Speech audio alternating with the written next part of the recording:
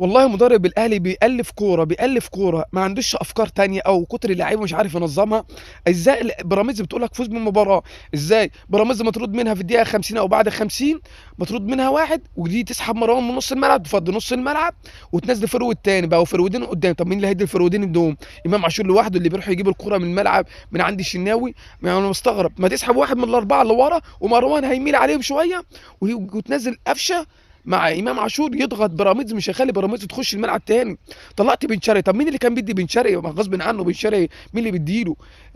سحبته. طب ما تنزّل واحد زي قفشه بيتحرك في كل الملعب، هيخدّم على كل اللعيبة، هيخدّم على اللي قدّامين، هيخدّم على بن شرقي، هيخدّم على المهاجم وسام، على إن وسام تعبان مش عارف ليه بقى له فترة كبيرة.